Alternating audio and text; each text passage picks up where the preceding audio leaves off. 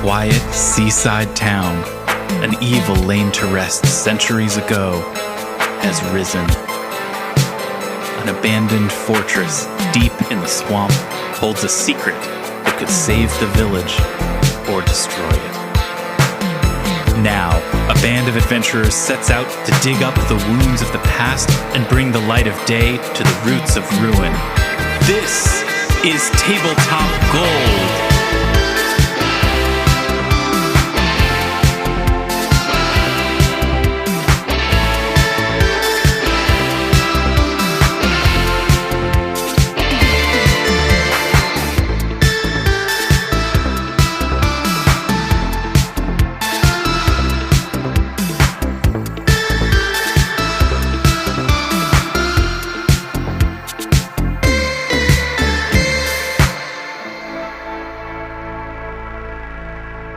Hello, everyone, and welcome to Tabletop Gold, episode 82 of our series, The Roots of Ruin, a production of the Abomination Vault's Adventure Path, published by Paizo Publishing. My name is Lars Casteen. I'm your game magistrate today for this evening's proceedings, and I'm joined by four friends. Here they are. Robin Lange is here. Good that time. Good that time to you as well. Armet Humphreys is here. Good that time, Lars. Good and that to all time. my fellow friends here this evening. Oh, that's nice. Directing it to not just to me, but also to the rest of us. I feel like that's a Yeah. very, very generous and friendly Listener way to do that. included, I feel like. Good that time to you guys. Good that time to you, listener. Zoe Chernicoff. Hello. Hello. I'm going to go with good this time. Ooh. Oh. Whatever time it is you're listening to it, I hope Yeah. this is a good time. Yeah. Carpe this DM this time. Carpe this diem. Seize that carp. With Carpe Diem, they don't really tell you which day it is you're supposed to be seizing No. it. And I feel like you make it clear it's right now. It's this one. It's Yeah. this one. Oh. David Chernicoff, the Tin Man, is here as well. Good those times. It seems like the only Aw. way Aw. because it's for everyone. You To remember world those times. peace. We've got a fun one for you tonight. We're in the midst of a pretty tense situation in our game. Before we get into that, though, Zoe said that she had something that she wanted to bring up. Yes. on- A pressing yes. matter. Okay, good. So I am curious to get folks' thoughts on kitchen implements that are for one thing, right? Your banana slicer, your avocado scooper, your bread maker. You're in Bed Bath & Beyond, and there's that horrifying wall of more plastic items than you can possibly imagine. So Yeah. how do people feel about them generally? And then which one do you actually then own and use all the time, even though you acknowledge that, broadly speaking, it's a stupid idea? My kitchen gadget stuff doesn't go for that sort of small impulse buy on the way out of Bed Bath & Beyond. Right. I'm way more the Well, you like have a sous vide machine. Right, I'm the sous vide machine guy. I'm the I bought this expensive thing that makes food take longer to cook and accomplishes nothing, and I use it obsessively. You're a That's- specialist. I'm a specialist. I like A buying gourmand. expensive garbage that does nothing. I will say though that in my mind, the king of the single use items is the pizza stone. I think the pizza stone is the king of the jungle when it comes time to talk about single use things, because it's mega expensive, mega huge, and mega, in my opinion, does not make pizza any better in any discernible way, because you're making it at home and you're an idiot and nobody knows how to make pizza at their home. And they wind up burning the hell out of it anyway. And you It, have like, an doesn't- oven, not a wood-fired, you know, Thank like you. it's, yeah. Well, how do other people feel? This came up in full confession because I was downstairs making lunch for myself today. As we have one of those, Instagram likes to sell you the Our Place pans. That's like the all-in-one pan. It's like, you can fry an egg. Oh, maybe this is like Darling, lady internet. Yeah. Instagram likes to try and sell you this pan. Okay, so Instagram, in its many silos of information, has discerned that I want an Our Place pan. It suckered me on this one. And it's a multi-use item, I will say. It's not a terrible pan. But they came out with an egg poacher attachment to it, and I am terrible at poaching eggs, but I love poached eggs. Do it. Get it. Oh, Get it's it. on our counter. That's Okay, what made me good. think about Okay. this place. Sorry, This Lars is where said So the this Zoe story does have a happy ending. does not That's what need it does, encouragement yes. to get it. I haven't used it yet, but I was looking at it today during lunch and I was like, this is so great. I'm gonna poach eggs every day. I'm not gonna do that. Maybe once a week. But anyways, that was what got me thinking about it. So who else is pumpkin or pumped out on specialty kitchen items? The two things that are single use in my kitchen that I swear by are, first off, a grapefruit knife. The only thing it's good for is slicing the edge of a grapefruit properly. Not a and the inside of spoon, but a knife.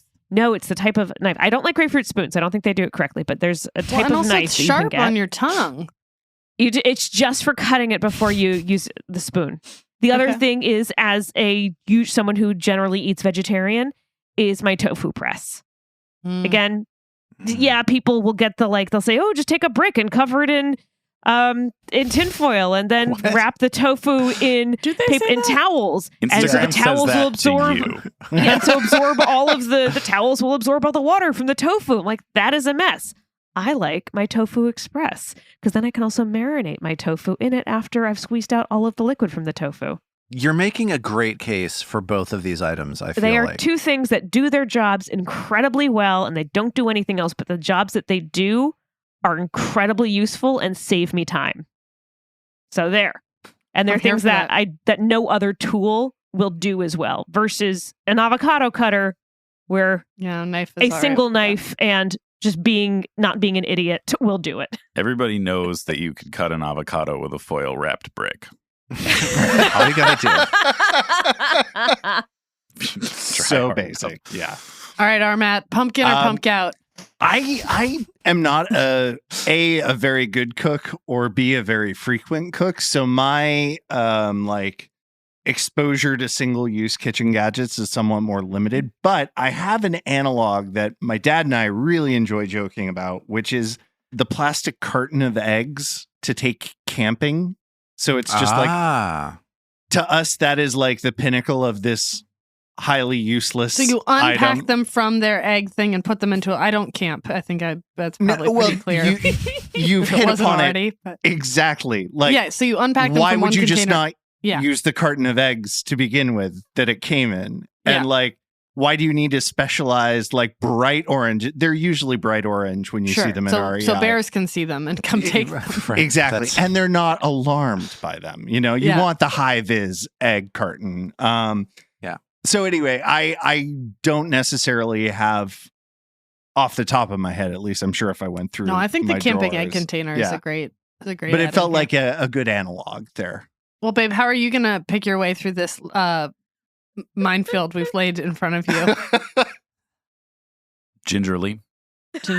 One step at a time. Seems only prudent. No, sorry. That's my answer to the question is my gingerly, which is a specialty gadget for peeling the outside off ginger. I would buy that. That's a total pain in the ass to do. That's also Yeah, a great name. Yeah. And it's very cheap, but the app subscription is very expensive. That's how they get ya. I don't really have preferences. Zoe, how about you?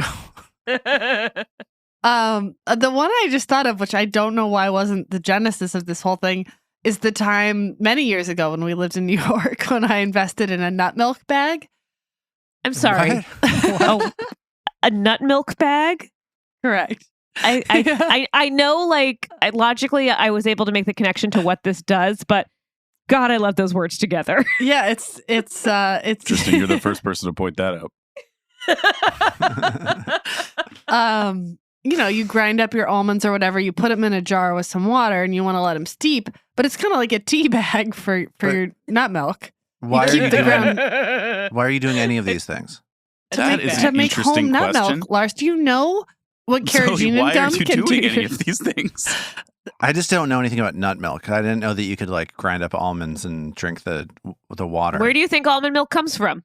Oh, is almond milk is a thing? Okay, good. Yep, forgot. What? Sorry. Where have you been for the last decade? I've been suckling on a So you've been cow's teat is slowly what I've been cooking doing. eggs. You don't have time to do anything else That's when your right. eggs take That's an right. hour and a half. My day is just packed with incessant sous videing. Yet another Fool suckered in by Big Dairy. Big dairy. So you put it in a bag and it's like a tea bag for your You nut like milk? grind it up in a food processor or something, or you can buy, I mean, you don't want to buy pre-ground nuts because you don't want any salt. You want the purest, most organic nut you can get, because the whole reason you're doing this is to avoid all the gums and stuff they put in the nut milk. And then I used to have a lot of time in my 20s. Stories like this make me realize. And then you put the ground nuts in the bag and you like steep it in water. Eventually it turns into a nut milk, but normally you'd have to like, restrain that out to get, because you don't want little, I mean, unless you like chunky nut milk, but that's gross. So then you just pull the nut milk bag out. It makes the whole process much easier. That sounds good. And do you still have this nut milk bag? Funny you should ask, Lars. I came to believe that someone threw out the nut milk bag at the time we were living in an apartment. Yeah. So what I was going to say was, at some point, the nut milk bag went missing. And over time, I was accused of disposing of the nut milk bag. I don't know that it was you specifically, but we were living with two friends at the time. It was me. I did it. Yeah. Thank you. Yeah. That was amazing. I feel like I have a lot to think about now. lot to parse through. I need to think about some chunky nut milk. I think that it does sound gross, but I also think I might be into it. But I don't know. Don't know till you try. No one is. You're not the first person to utter those words. What do you say we move on, shall we? Speaking of chunky nut milk. Chunky nut milk. Speaking of chunky nut milk. Before we move on, though, I want to thank everybody who does what they can do to support the show. If you've got access to review sites and you want to leave reviews for us, that's really helpful. Thank you for that. If you've got friends that might enjoy sharing the show with you, maybe recommend the show to them. I just want to say thank you to everybody who's doing what they can do to spread the word about the show. Like Duke Petey, who left this review on Podcast Addict. They say, good that time. Good that time. Good that time. And they say that they can't wait to hear the rest of our series as we continue on. Ooh. Oh, Thanks. So thanks to Duke Petey and thanks to everybody else for Yes. helping spread the word and helping us Yeah. out. Thank you, Thanks. Petey. Thank you for Thank you. sticking with us. Well, thanks again, and let's get into it. Let's play our game. You've been investigating the 5th floor of the Abomination Vaults, the sprawling dungeon Belcora Harovix built and filled with monsters hundreds of years ago in a plan to ultimately destroy the city of Absalom. Upon realizing this area was where Belcora pit the dungeon's inhabitants against each other in gladiatorial combat, the scattered bones of dozens of fallen arena combatants assembled themselves into the form of a hulking skeletal gladiator.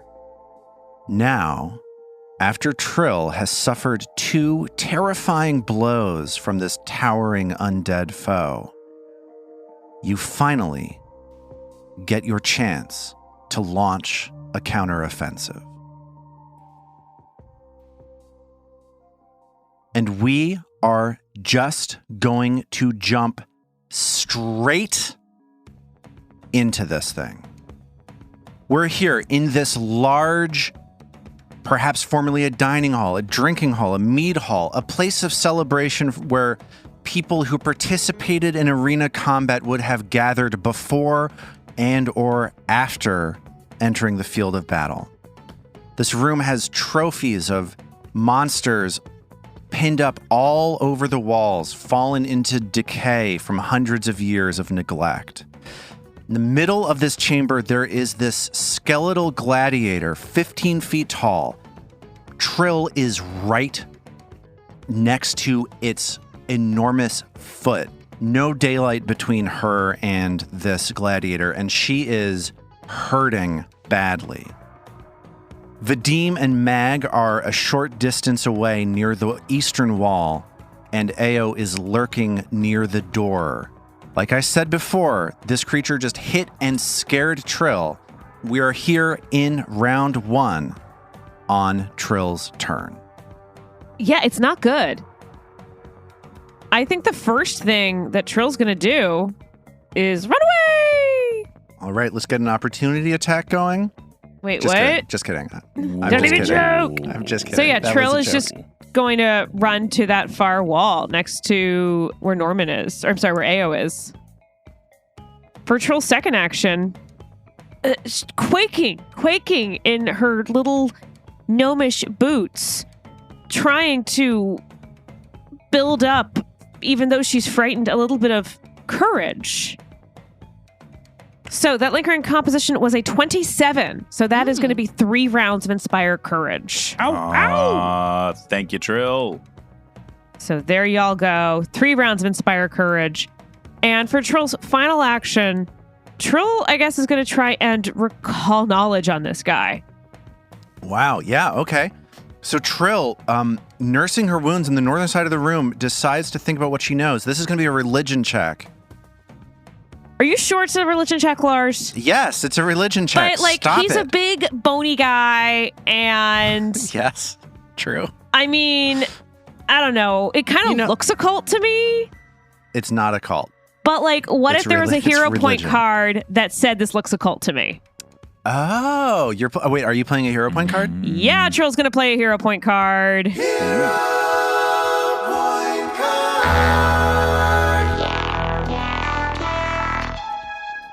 So this hero point card Love has that been sitting here stamp. for a while, and I've been so excited to use it. This hero point card is from Konstantin from Hussendorf, Germany. Thank you, Konstantin. Konstantin. And it's called This Looks Occult to Me. Oh my God. Okay. Trill attempts to recall knowledge, but occultism is not applicable. And given the surroundings and the unknown, this sure seems occult. And Trill may use occultism for recall knowledge regardless. All right. So Trill burns a hero point and turns this into an occultism check. Thank you so much, Constantine. Amazing. Absolutely huge. I'm a Thank little you. bit irritated that I was wrong again, but okay, fine. Yes, it's an occultism check. And that's way better than religion for me. Okay. What sort of thing do you think you're most interested in knowing here? Resistances, lowest saves. You've seen a lot of what this creature is able to do right now. So I if think you could, yeah. probably resistances are a good thing Okay. to know for since everyone else is about to go, so she can communicate that information to everyone. I think that's a great choice because they are resistant to a ton of different kinds of damage. They're resistant to cold, electricity, and fire damage. It's good for me to And- know. Yes. And also resistant to piercing and slashing damage. Okay. So Sorry, Trill that was cold, fire, and Electricity. and electricity. And then of physical damage, piercing and slashing. And so Okay. Trill shouts to Vadim, It's not piercing and slashing won't do anything against this guy. Really? Crap!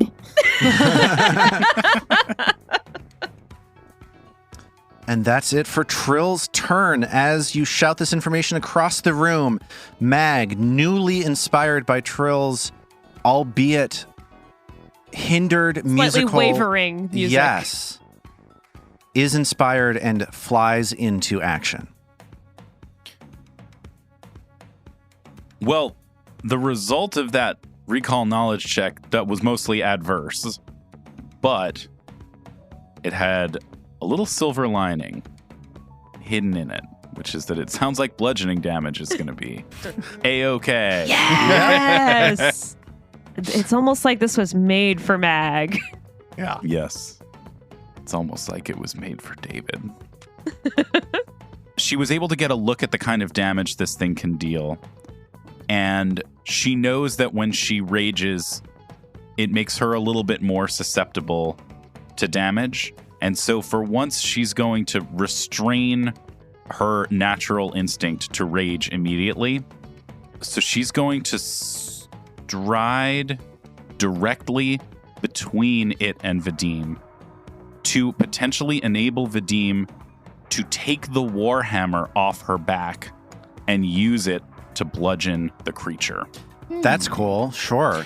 So she positions herself with her back to Vadim and shouts over her shoulder, "Vadim, the hammer if you need it." And her second and third actions are going to be to execute a knockdown, which is one of Mag's new retrained Mauler feats. It's a melee strike, and then immediately thereafter, an athletics check to trip and knock the thing prone. And the bonus is that athletics check is not subject to multiple attack penalty. Let's do it. So let's do it. And that is a 32 to hit. That 32 hits, not quite a critical though. Ah, come on. All right, here is standard regular mauling damage. That's 18 bludgeoning damage. A perfectly average roll, a 12 and a 1 on your 2d12s. Sure was. Both average and extreme. That's Math. right. Just like Mag. And now here is an athletics check to trip. Third action, and that is a 23 to trip. Okay, so this succeeds for 3 reasons in connection with each other.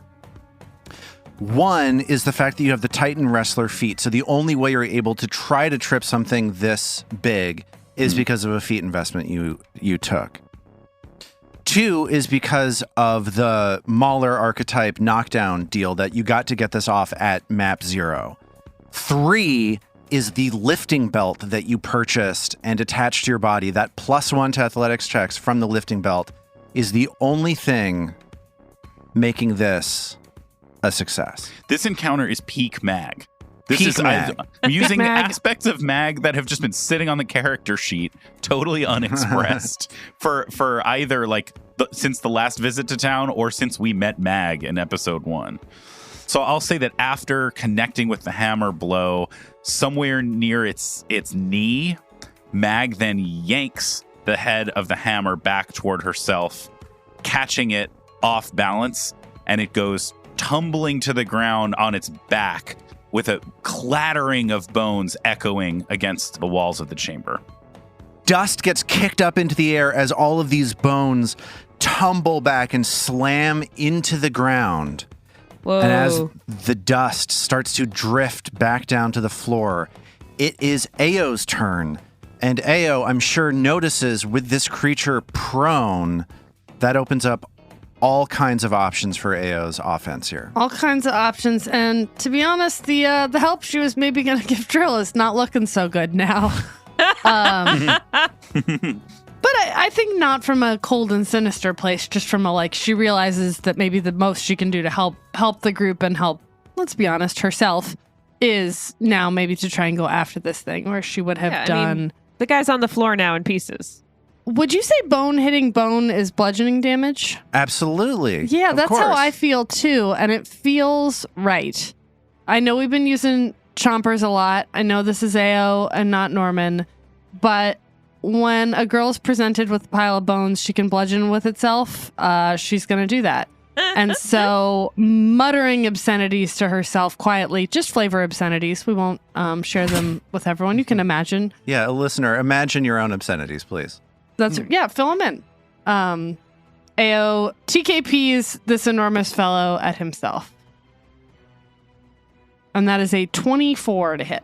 And that absolutely hits. The bone crashes into this fallen shape of this skeletal gladiator. And you can go ahead and roll your sneak attack damage in addition to your TKP damage because it is flat-footed to you. So that is 23 points of damage. 23 points of damage, big time damage from Ao, and you have got one more action. So she sort of looks over out of the side of her eye at Trill, and she's hang in there, Trill, and she pulls out a wand. Okay. Wand drops into Ao's hand, and it is Vadim's turn to go. Mag, standing between him and this gladiator, the warhammer on Mag's back, calling out to him. What will Vadim do? I think Vadim is going to try a slightly different approach than the Warhammer, although I really appreciate that option, David, because that was... if I didn't have these other things I'm going to use, I would need the Warhammer. Listen, man, I don't take it personally, but you know what they say. When you got a Warhammer, everything looks like a nail. Yeah. Well, I have a ghost charge bomb, and I've been just packing these around for a while, or I suppose Vadim has. Like there's a difference between the two of us. So he is going to reach into his belt and grab out a Ghost Charge Moderate. And then he is going to use an action to throw said Moderate Ghost Charge at this enormous undead gladiator. That is a 31 to hit. That 31 is just a hit. Not quite a critical. Oh, got it. That is 17 positive damage and 2 positive splash damage. And now that thing is going to be enfeebled 1 until the start of Vadim's next turn. Well, he was already enfeebled 2 until the end of its next turn because you glimpsed it. But it will have a little bit of additional enfeeblement after its turn ends next. I'll take it. And then with his last action, Vadim will... You know what? Better safe than sorry. He's going to reach out and grab the Warhammer off Mag's back as an interact action. And that will be his turn. And I'm imagining Vigilance and the Dagger of Venom are clattering to the ground. Yeah, as you he do just that. drops those as free actions. Exactly. Okay. So here's the situation. It's the beginning of round 2. And Mag and Vadim are to the immediate east of this hulking, but still on the ground skeletal creature. Trill and Ao are off to the northern side of this room. This creature, I don't think, is great at tactics, but I think seeing Trill hanging on to life on the far end of the room, there's a chance that he would go after her rather than attacking the people right next to him. Rude. So I'm going to essentially flip a die. I'm rolling a d4. If I get an odd, I'm going after Trill. If I get a even, I'm hanging out here with Mag and Vadim. I rolled a 2 on the die. So this bone gladiator in slow motion puts its arms down on the floor. Its arms, which are made out of femurs, like connected to each other through this vile necromantic energy, and it slowly hefts itself up, cracks forming all over its bony body as it does so. And it is now no longer prone. It is going to mindlessly start swinging its arms around in a broad circle, targeting both Mag and Vadim as it makes a broad strike. This first strike is the one heading towards Mag. That's a 29 to hit. 29 will hit. And the second one towards Vadim is a 28. So both of these are going to hit. As it does to each of you, pretty good damage roll, 23 points of damage as it just swings its entire body around and slams into both of you. 23 points of slashing damage. Yes. At the end of its What do you turn, it think, goes Matt? from being enfeebled 1 to being enfeebled, from being enfeebled 2 to being enfeebled 1. Yeah, let's glimpse that, please. Okay, so Glimpse of Redemption, we all know, says It's that your I favorite. can. Yeah, it's my favorite. I love it. I don't think it's game breaking, and I think it's great for a podcast. So this one, I get to choose to not harm your ally. I think this guy's mindless. He's not going to make a choice that complicated. So all of the damage is going to go through, meaning that Vadim is going to take the full 23 points and Mag is going to take only 16. And the skeletal gladiator continues to be enfeebled, its bones hanging slightly slack. And with that, it is Trill's turn. Trill, frightened 1 on the northern side of the room, badly beaten up. Trill took a point of contention with you when you were talking about the terrible necromantic magic. It's not necromancy that's bad. It's just how you choose to use it. Yep. Necromancy doesn't kill people. People using necromancy. kills people and then brings them back from. It's the cycle that's hard to get out of. Necromancy Exactly. doesn't bring people back to life. People bring people back to life. I think Trill's going to actually end up using her, go back to the cantrip acid splash, because I know this guy's not weak to acid.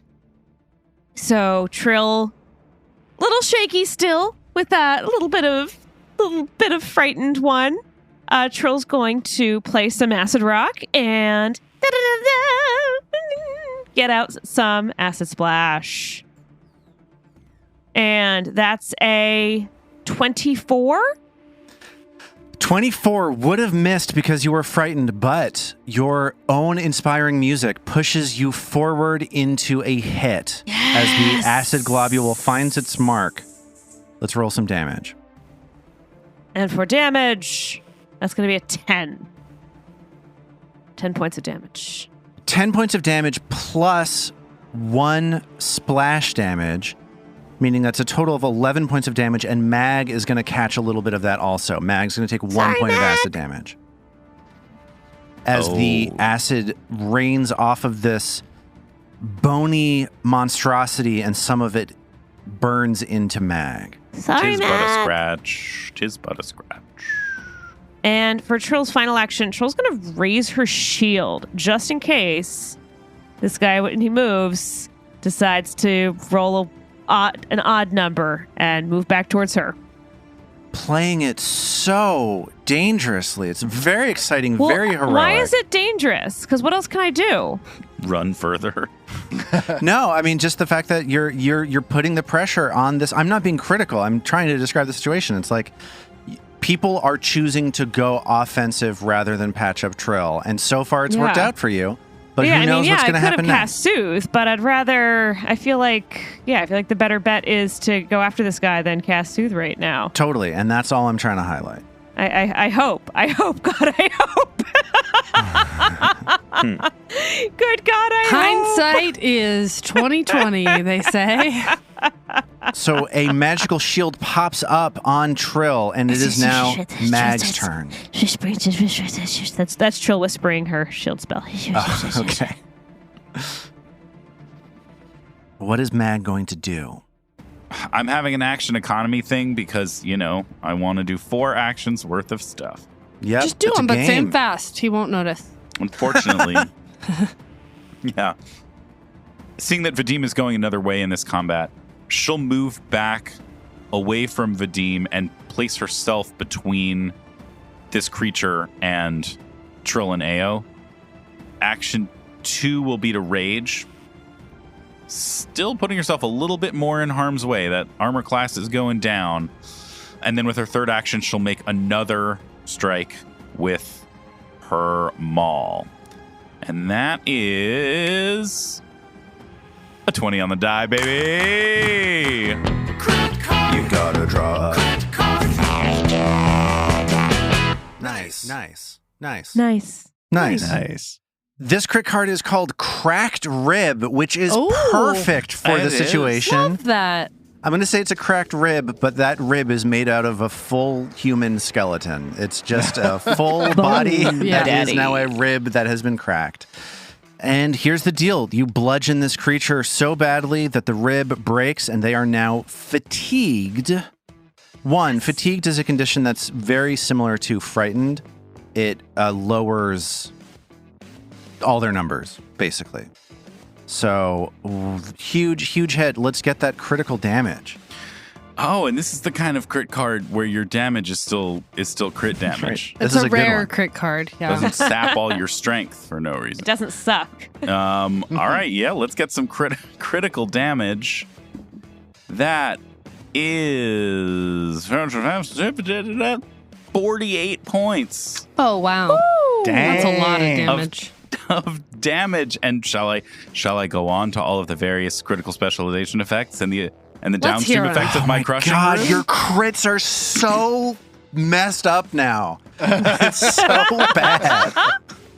It's Just go ahead and read the phone book of nonsense that happens to me. From, sure. So that's from 48. those That's crits. 48 damage. Obviously, since it's a maul, it knocks the target prone, And then because of that delightful crushing rune that we had time to send out for during our month off in Otari, the target also becomes clumsy 1 and enfeebled 1. Well, until the this end of is my where next the turn. joke's on you, David. That doesn't stack with fatigued, so who cares?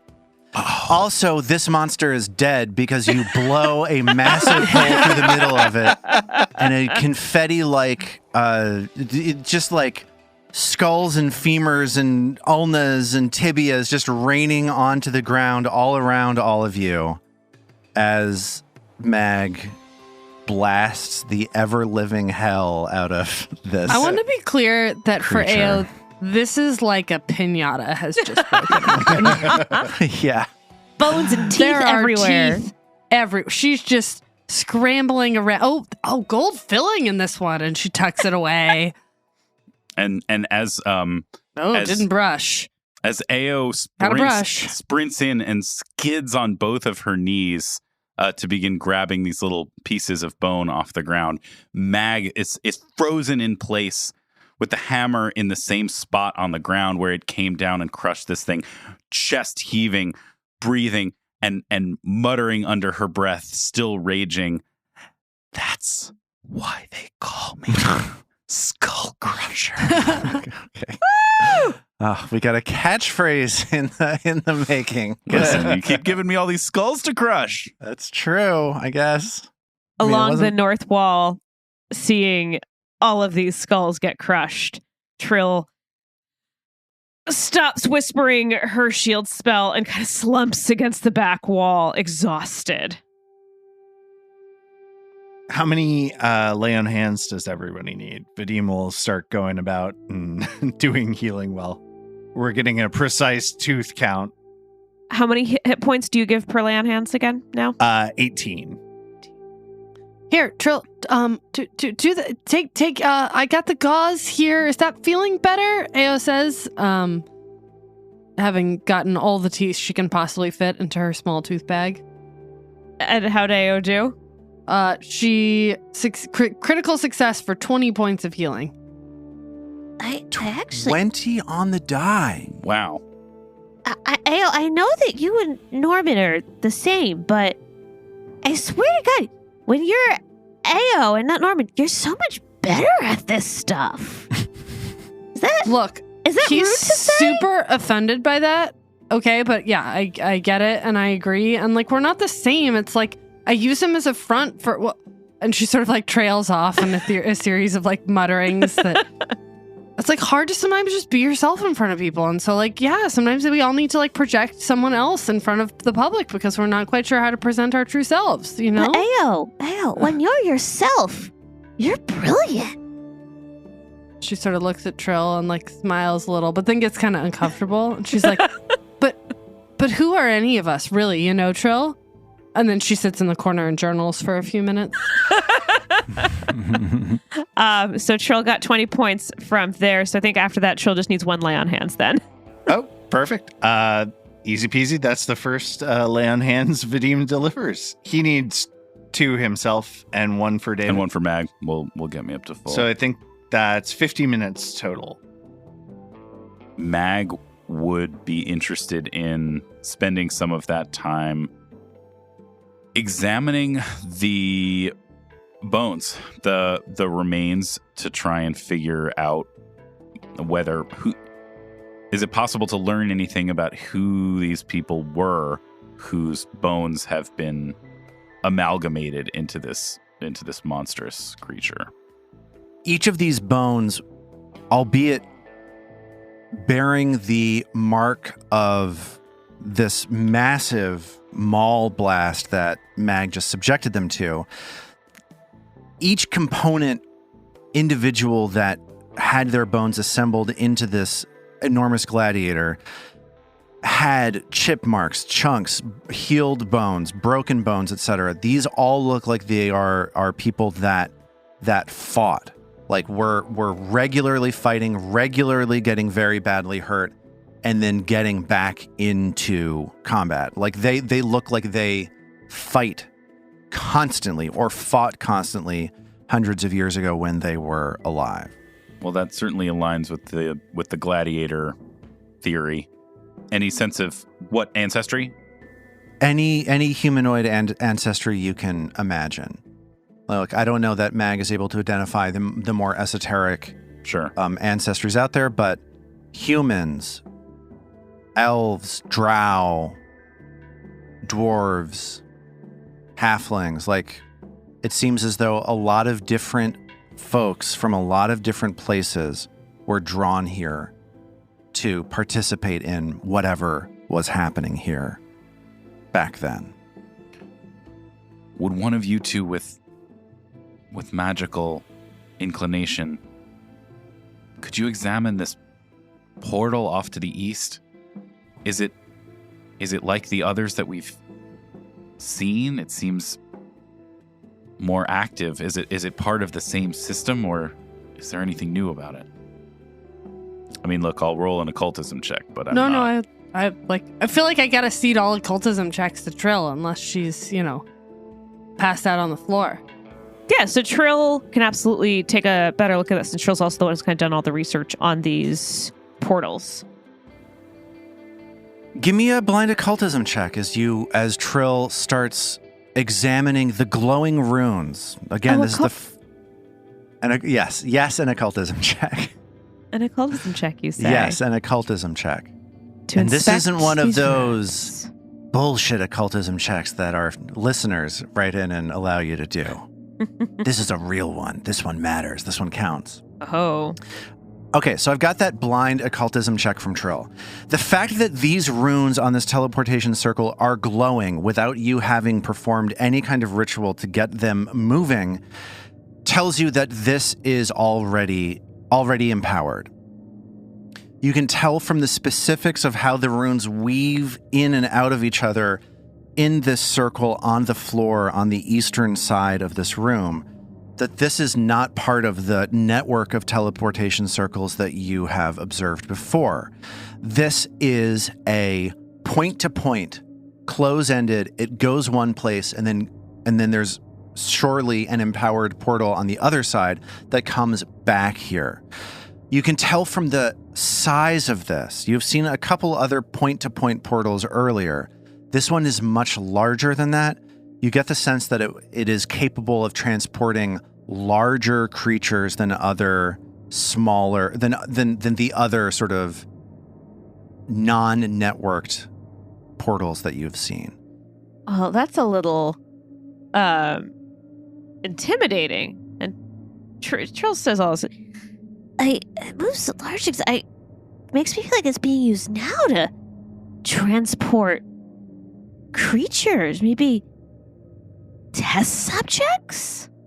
Or possibly creatures for the gladiators to fight.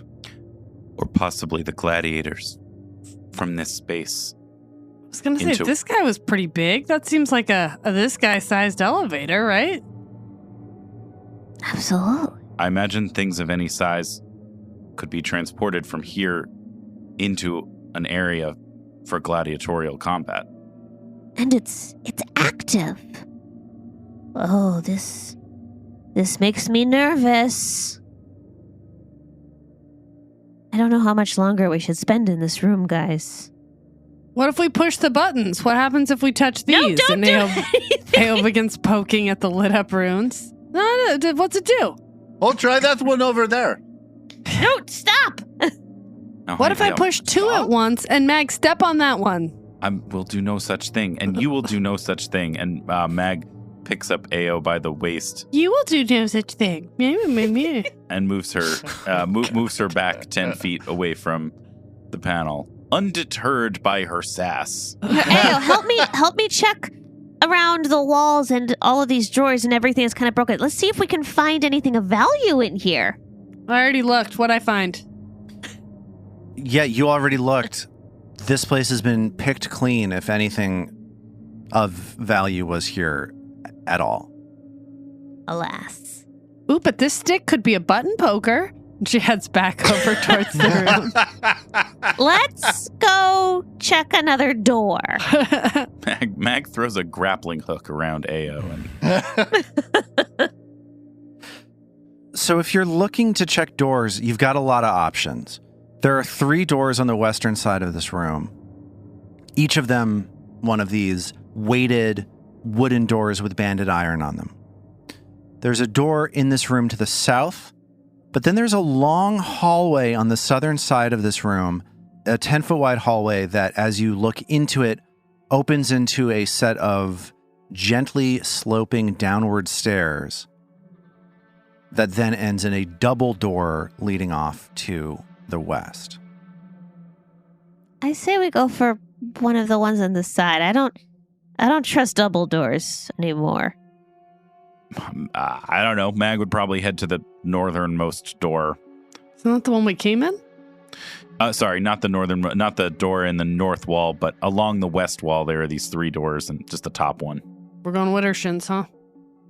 Well, clockwise would be headed into the portal or down the stairs. Fair. I think AO's too busy poking at the rune to have any say in this, so whatever everyone wants. What are you, 5? What? Okay. I'm all right. 16 going on 17, okay?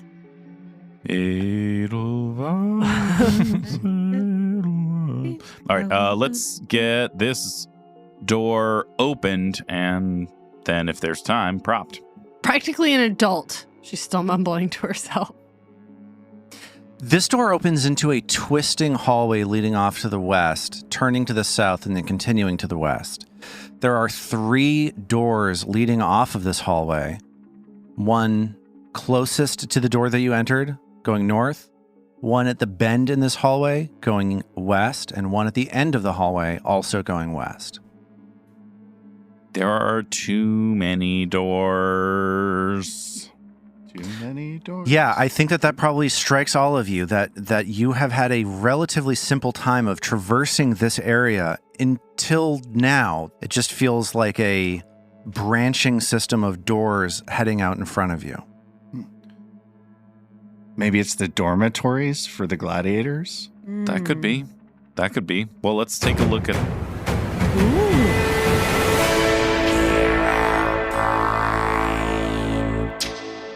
Hero point for Armat for being smart. I'll take it. It's the best kind of hero point there is, man. Yeah, you look through this hallway and you definitely see the telltale signs that these may have been dormitories at some point. Used socks, deodorant.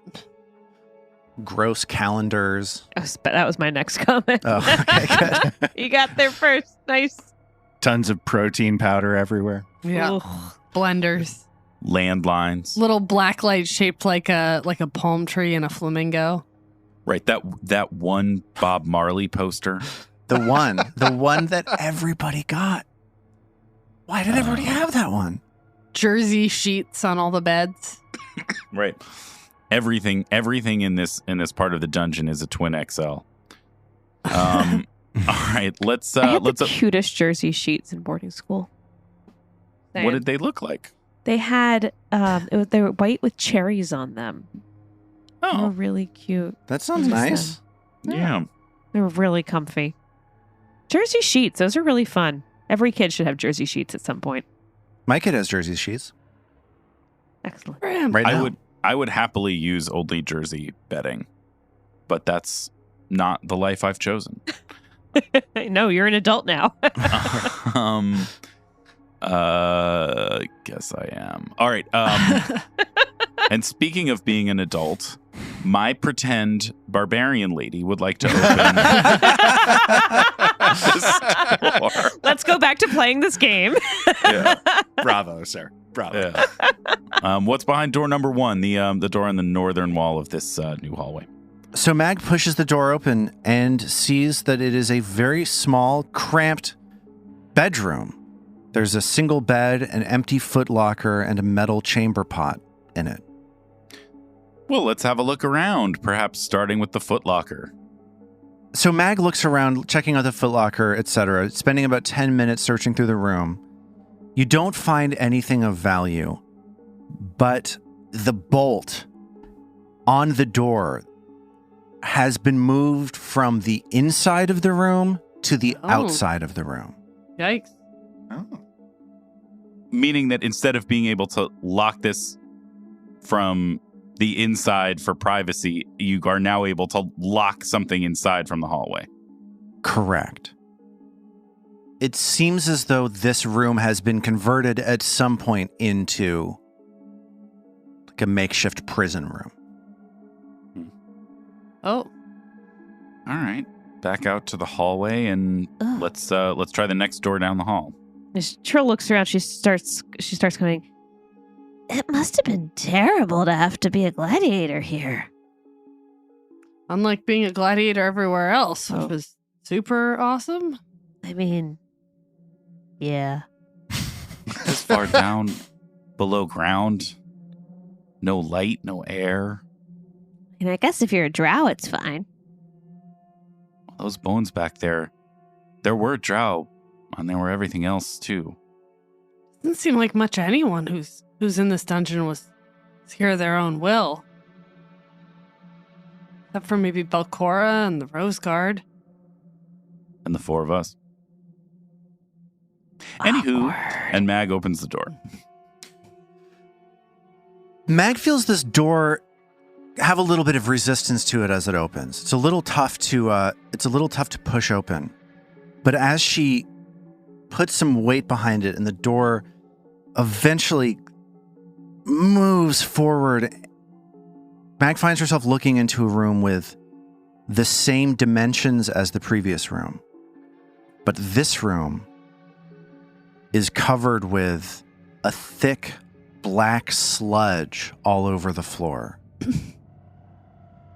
Didn't have a chamber pot in here, huh? It's like something melted in here, yeah. Don't step in there. Be careful. What is this? And Ao sort of like looks to see if she can figure out what it is without touching it. Yeah, if you want to make a knowledge check on this, you could potentially... it seems like maybe occultism would come in handy here. Okay. Okay, so that'd be a blind occultism check. And Ao, looking at this sludge, is convinced that it's some kind of an acid that, if you were to step into it, might damage your boots, but only after prolonged exposure. She doesn't learn anything, say, in addition to that. She does not. Be careful, Mag, it's acid, she says, certain that what she perceives is correct. Can Trill come over and double check and help Ao out and see? Acid? That seems kind of thick for acid.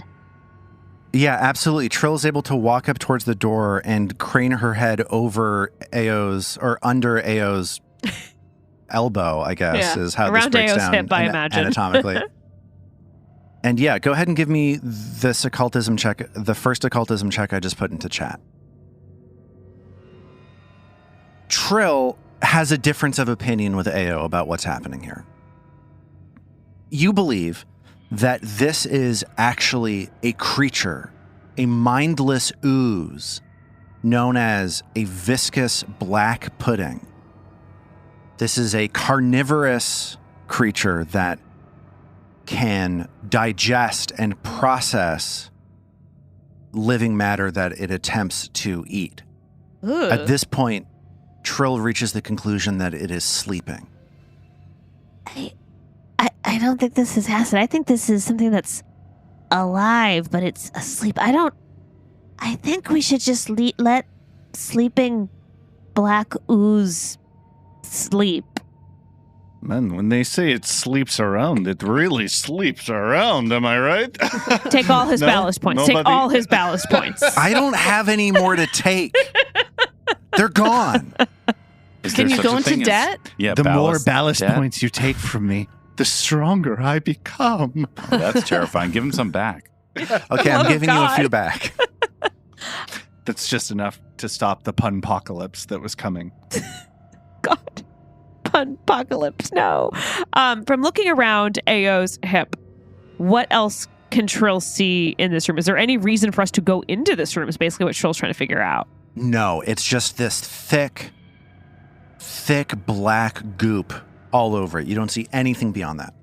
I think this feels like a trap. I I think we just need to leave this here, guys. This is not good. No, And look, it's Trill acid. backs Ao gets away. ready to like foxfire it. And Trill yeah, grabs Mag- Ao's hand and pulls Mag it is back. totally uninterested in that. Ao's gonna wind up on a leash by the end of this episode. That's like little really kids. upsetting. And Trill pulls the door shut. Yes.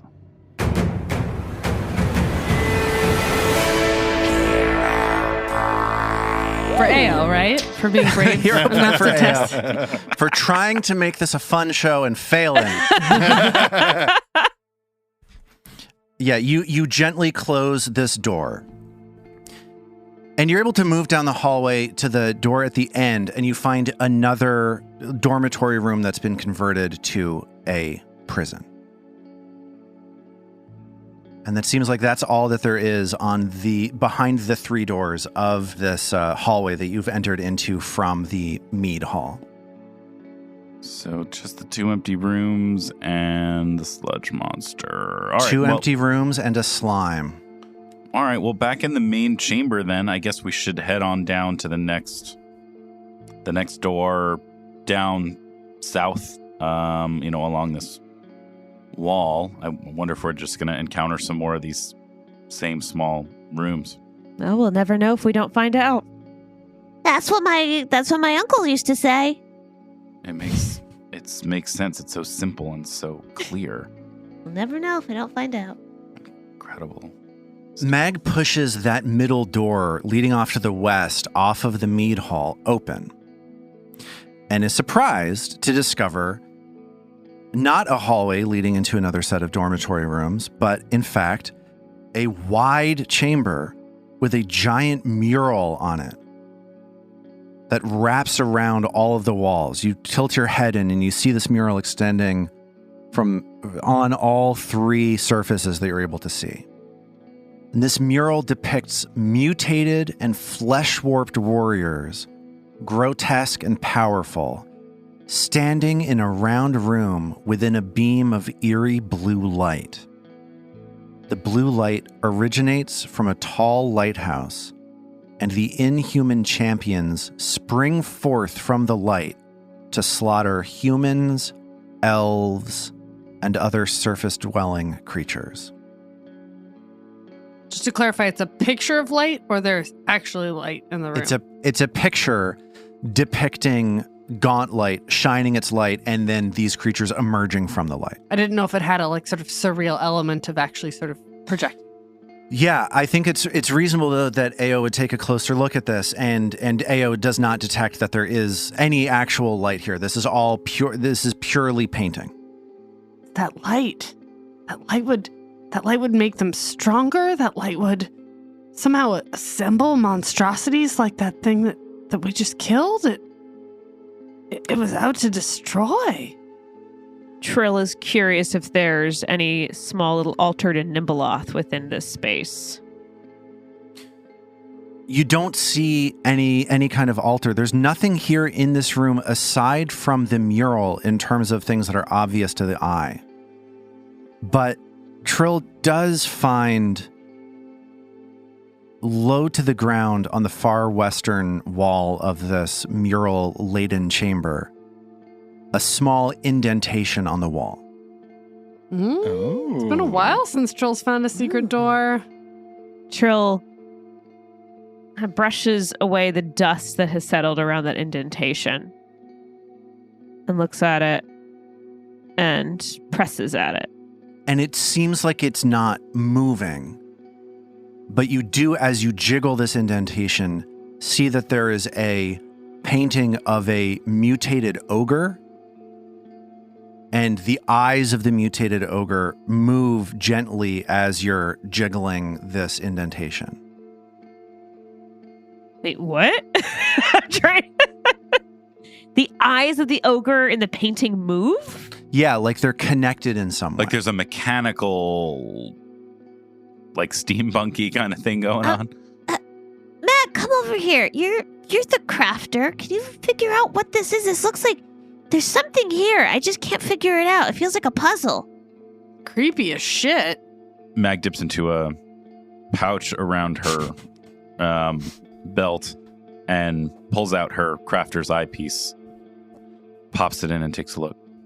Go ahead and give me a crafting check. Blind, yeah? Yes, please. Mag, looking at this, sees that the indentation is what's stopping a secret door from moving, and the two eyes on the ogre look to be buttons that, if you were to push them simultaneously, would open the door up. Well, Ao, we have something that you could fiddle with productively, Would you like to So it's push like a the charity fiddle? if you like. I would. And she lunges and jams her fingers in the eyes. And Ao feels the eyes of this ogre sink into the wall, and this door that you have been seeing the edges of swings open, exposing a secret hallway leading off to the west. button? Secret door! Secret door! Secret door. Secret door. Trill, it's so great when you do that. It's so much fun. I love it. And under her breath, Mag begins muttering, "Secret door, secret door." Buddy? Secret door. He adds in a little like shimmy move to it.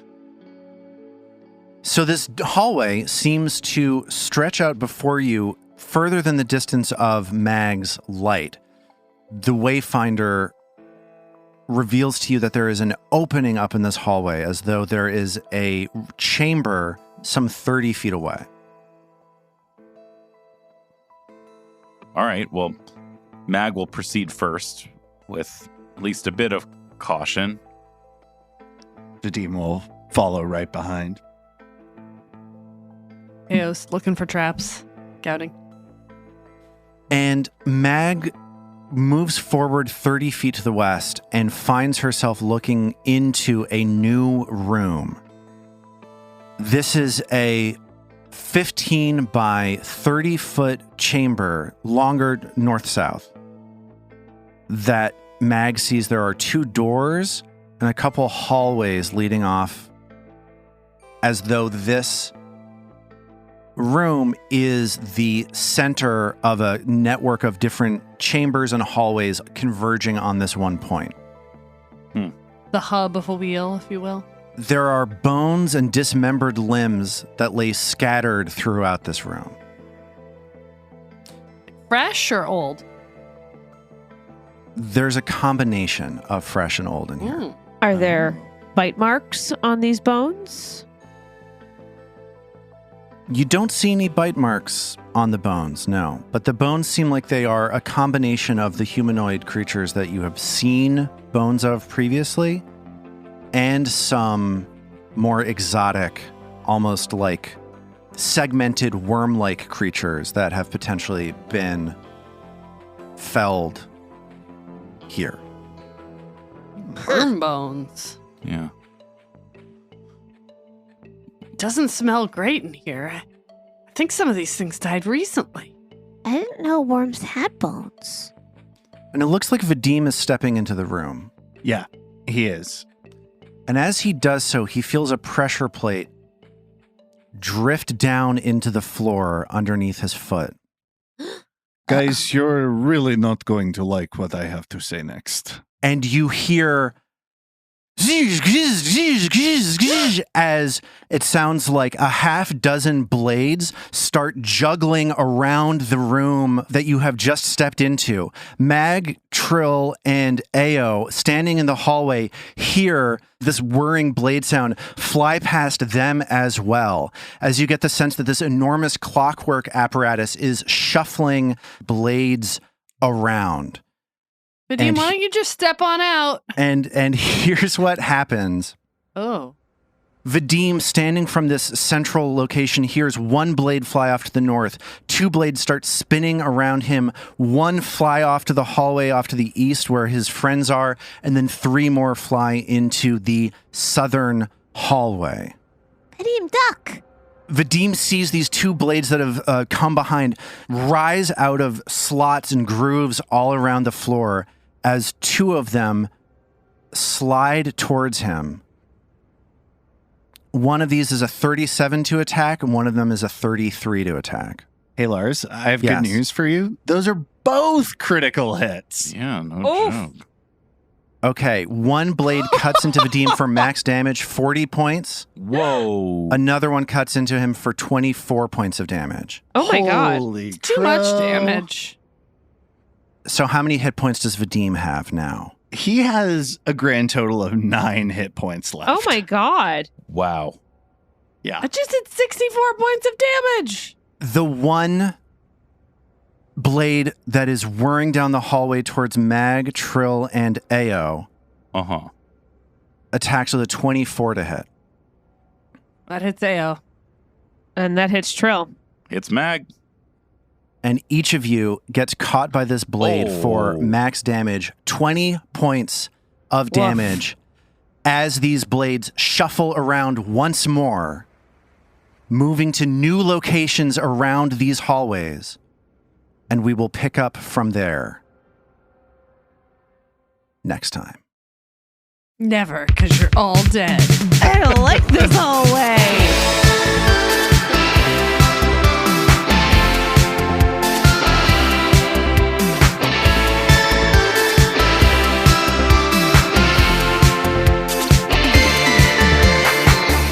The Roots of Ruin is a Tabletop Gold production, produced under the Paizo Incorporated Community Use Policy. The Roots of Ruin uses trademarks and/or copyrights owned by Paizo Inc., used under Paizo's Community Use Policy. We are expressly prohibited from charging you to use or access this content. Paizo does not recognize, endorse, or sponsor this project in any way. Original characters and content are the property of Tabletop Gold.